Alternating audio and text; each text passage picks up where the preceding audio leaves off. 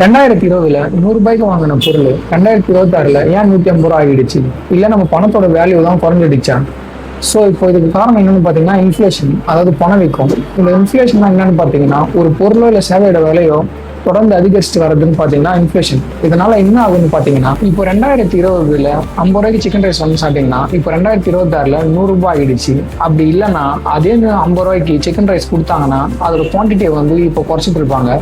So இந்த இன்ஃப்ளேஷன்ல முக்கியமான types என்னன்னு பார்க்க போனா டிமாண்ட் புல் இன்ஃப்ளேஷன், அதாவது டிமாண்ட் அதிகமாக இருந்து சப்ளை கம்மியாக இருக்கும்போது ப்ராடக்டோட ப்ரைஸ் வந்து அதிகமாகுது. எக்ஸாம்பிளுக்கு பார்க்க போனா இப்போ புதுசாக ஒரு ஃபோன் வந்து லான்ச் பண்றாங்கன்னா அந்த ஃபோனை நிறைய பேர் வாங்க வரும்போது ஸ்டாக் கம்மியாக இருக்கிறதுனால டிமாண்ட் அங்கே அதிகமாக இருக்கு, சப்ளை கம்மியாக இருக்கிறதுனால ப்ராடக்டோட ப்ரைஸ் வந்து இன்க்ரீஸ் ஆகுது.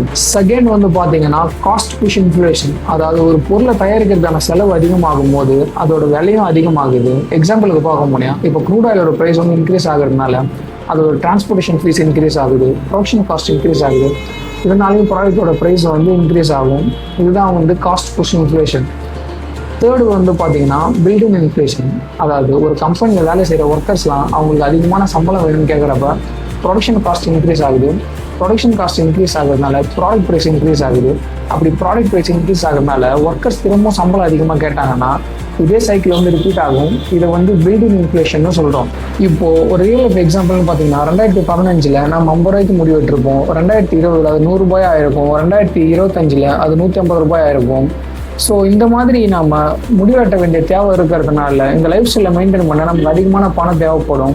ஸோ இப்போ இன்ஃப்ளேஷன் எப்படி நம்மளோட வாழ்க்கையை டைரெக்டாக பாதிக்குதுன்னு பார்த்தீங்கன்னா இப்போ ஒரு 3 வருஷத்துக்கு தொடர்ந்து நீங்கள் சேலரி இன்க்ரீஸே இல்லாமல் 20,000 தான் சம்பளம் வாங்குறீங்கன்னா மொதல் வருஷத்தில் ஒரு மாதத்துக்கு உங்களுக்கு 15,000 செலவாகுதுன்னா 15,000 செலவாகுதுன்னா அதாவது என்னென்ன செலவுன்னு பார்த்தீங்கன்னா வீட்டு செலவு, டிரான்ஸ்போர்ட்டேஷன் செலவு, அதாவது பெட்ரோல் அந்த மாதிரி போக, நீங்கள் வாடகை வீட்டில் இருந்தீங்கன்னா அதுக்கான செலவு போக 5,000 உங்கள் கையில் நிற்குதுன்னு பார்த்தீங்கன்னா அது 2வது வருஷம் 18,000 செலவாகி 2,000 மாதத்துக்கு நிற்குதுன்னா 3வது வருஷம் 20,000 செலவாகி உங்ககிட்ட ₹1 கூட கையில் நிற்காது.